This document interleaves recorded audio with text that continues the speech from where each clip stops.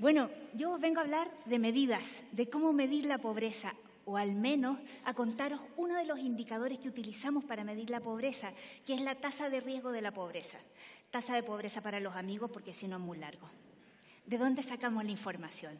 De la encuesta de condiciones de vida que todos los años realiza el Instituto Nacional de Estadística, el INE.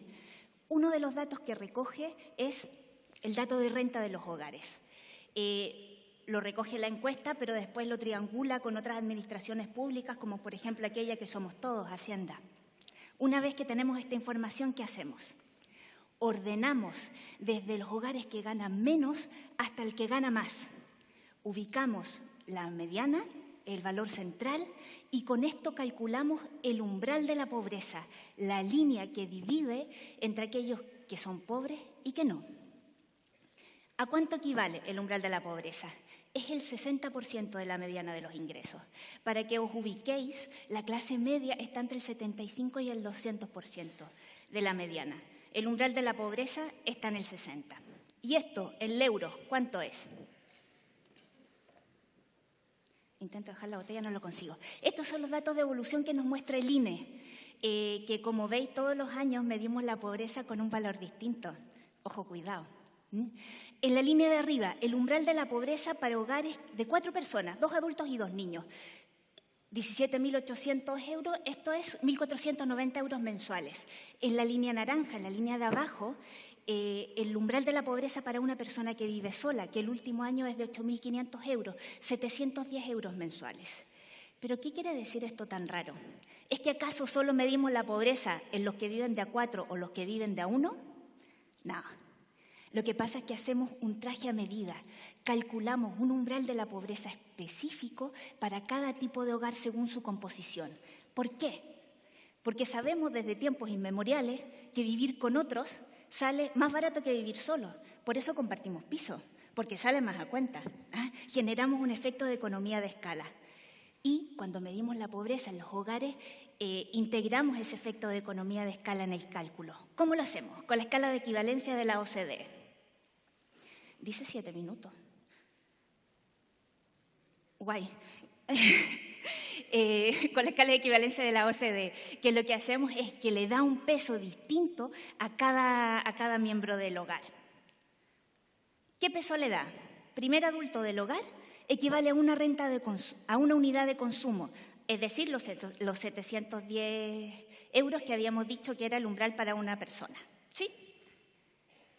¿Qué pasa si viven 2? La segunda persona equivale a media unidad de consumo, como si gastara la mitad. El umbral de la pobreza para este tipo de hogar entonces va a ser 1.065 euros, 710 del primero, 355 del segundo. ¿Qué pasa si hay un niño?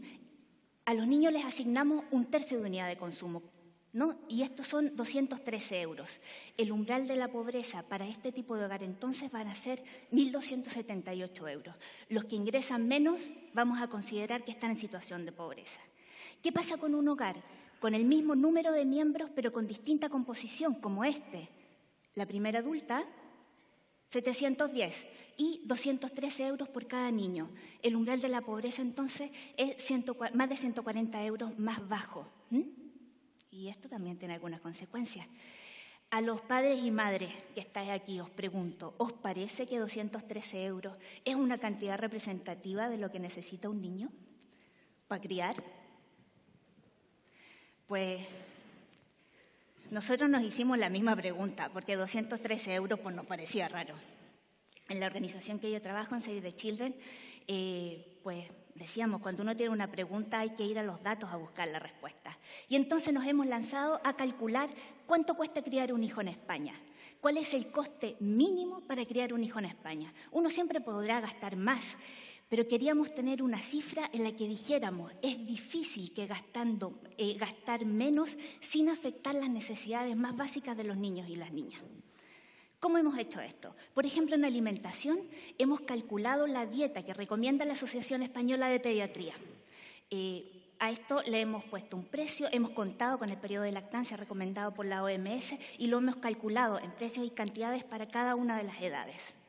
En sanidad, asumimos que las familias usan la sanidad pública, pero entonces calculamos los gastos no cubiertos, como por ejemplo odontología, que es un gasto importante, vacunas recomendadas pero no cubiertas, retrovirus, meningococo B y algunos medicamentos. Vivienda, calculamos la diferencia que hay en el coste de vivienda de pasar a vivir solo en pareja a pasar a tener hijos, es decir, cuánto te cuesta una vivienda con un dormitorio y cuánto te cuesta cuando pasas a viviendas de 2 o más dormitorios. Esto lo atribuimos al coste de vivienda de los niños y niñas y lo calculamos para cada tipo de hogar. Así lo hemos hecho con 12 tipos de gasto distintos, para 4 tramos de edad.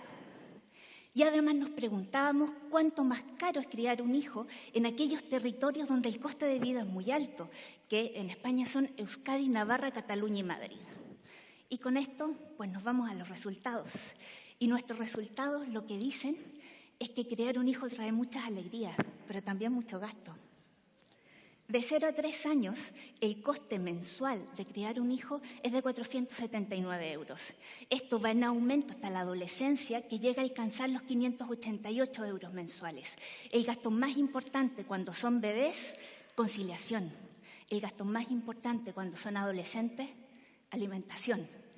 Cualquiera que haya visto un chaval de 15 años comer entenderá por qué. ¿Cuánto más caro es criar aquí en el centro del mundo a un hijo? Pues la diferencia cuando son bebés es de 72 euros, pero esta diferencia no se mantiene, se va ampliando. Cuando alcanzan la adolescencia la diferencia es de 126 euros, pasamos de los 588 euros mensuales a los 714 euros. Y ahora con estos datos vamos a mirar la tasa de la pobreza y lo que hemos hecho un ejercicio de reemplazar estos 213 euros que nos marcaba la escala de equivalencia de la OCDE por el coste de la crianza que hemos calculado. En la primera barra, en la amarilla, tenemos los hogares con hijos menores de 18 años que están bajo el umbral de la pobreza, que son 26%. En la barra naranja, en la más oscura, tenemos los hogares que están bajo el umbral con el coste de la crianza incluido. Son 30% de los hogares. Casi 700.000 familias que no tienen los ingresos suficientes para cubrir las necesidades más básicas de sus hijos. Y es que, midamos como midamos, tenemos un problema muy importante con la pobreza. Somos el tercer país de Europa, este año el cuarto país de Europa con la tasa de pobreza infantil más alta.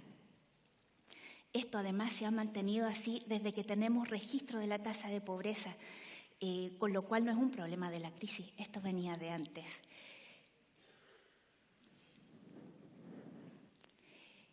La actitud científica finalmente tiene que ver con preguntarse por las cosas que nos rodean y por la forma en que medimos las cosas que nos rodean. Y esto es lo que hemos querido hacer con la tasa de pobreza y la del coste de crianza. Preguntarle al indicador, porque ningún indicador está escrito en tablas de la ley. Podemos preguntarles y podemos cuestionarlo. Nosotros le hemos hecho un test de estrés a la tasa de pobreza a partir de las necesidades de los niños y las niñas, y eso es lo que les quería venir a contar porque nos parece interesante. El físico y matemático William Thomson Kelvin decía que aquello que no se mide no se puede mejorar. Necesitamos mejorar de la mejor manera posible nuestros indicadores para medir la pobreza si queremos de verdad mejorarla. Dar las gracias a las mentes brillantes que han estado detrás del estudio y gracias a vosotros por dejarme contarlo hoy.